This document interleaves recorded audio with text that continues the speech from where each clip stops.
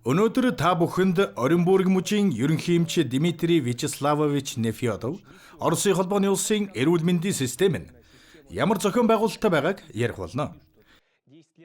10 жил өнгөрсөн ч энэ хэвээрэл байна гэж тэрээр бичсэн байна. Нэгэн албан уулзалтан дээр түүний хэлсэн үгийг дамжуулъя. Ерөнхий эмчийн хувьар би та бүхэн зарим зүйлийн талаарх нууцыг хэлж нүдийг чинь нээж өгмөр байна. Яг үнэндээ бүх зүйл та бүхний бодож байгаагаас ч хавьгүй хялбар байдаг юм. Жишээ нь би улсаас жил бүр 20 сая рубль авдаг. Өөрөөр хэлбэл аборт хийсний минь төлөө улс надад 20 саяыг өгдөг гэсэн үг. Тэгээд би жилд 5,000 аборт хийдэг.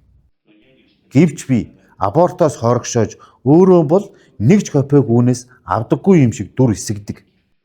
Учир нь хүмүүс абортонд орж байвал бидэнд ашигтай байхаар эрүүл мэндийн яамнаас мөнгө авдаг болгож улсаас зохион байгуулсан байна. Энэ системийг өөрчлөхөөс нааш юу ч өөрчлөгдөхгүй.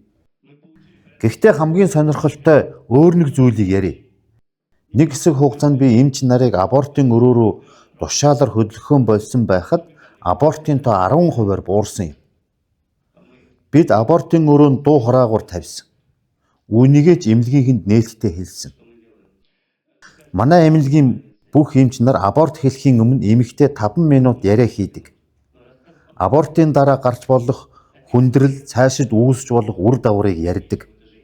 Үргүйдэлтэй болсон тохиолдлууд ч олон бий. Мөн бусад эрүүл мэндийн болон нийгмийн асуудлуудын талаар бүх эмэгтэйчүүдийн 80% нь аборт хийлгэсэн байдаг гэж дэлхийн техникийн статистик бий. Энэ бол олон улс оронд хийсэн судалгаа. Үүнийг ч бид бас хэлдэг.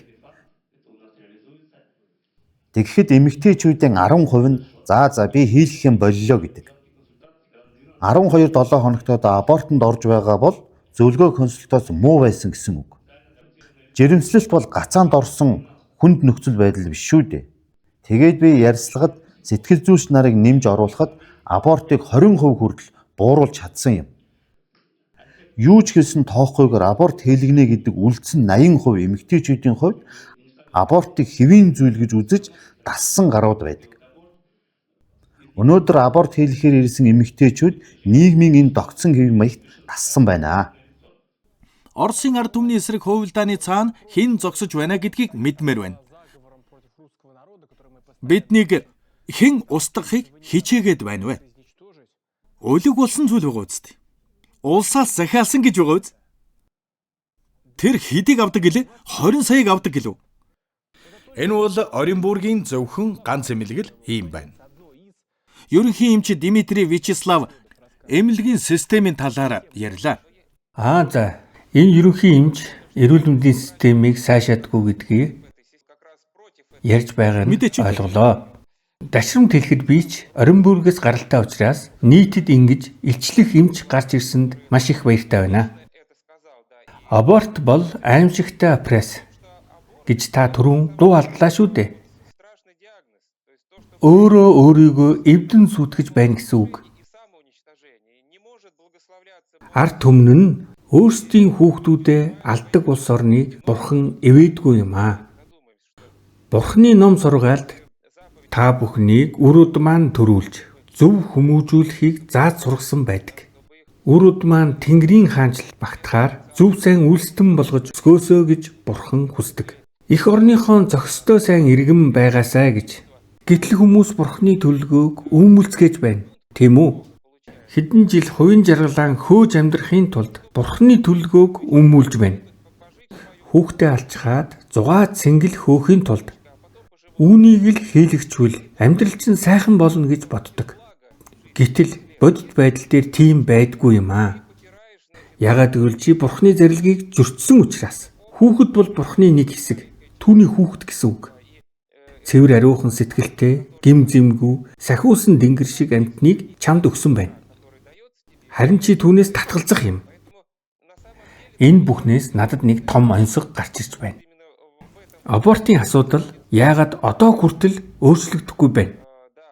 Бүр улсын хэмжээнд ч Миний бодлоор бол төр энд оролцоогүй. Ямар ч онцгой таавар байхгүй. Энэ бол зүгээр л бизнес, өөр юу ч биш. Энд бид сатаны ёслолын талаар ярьж байна. Тэгвэл сатанизм гэж юу вэ? Энэ бол цэвэр бизнес, өөр юу ч биш. Тэгэхээр бид манай улс одоо хамгийн хүнд үедээ орчход байна гэдгийг ойлголоо. Яг одоо чимээгүй дан явагдаж устгал хийгдэж байна.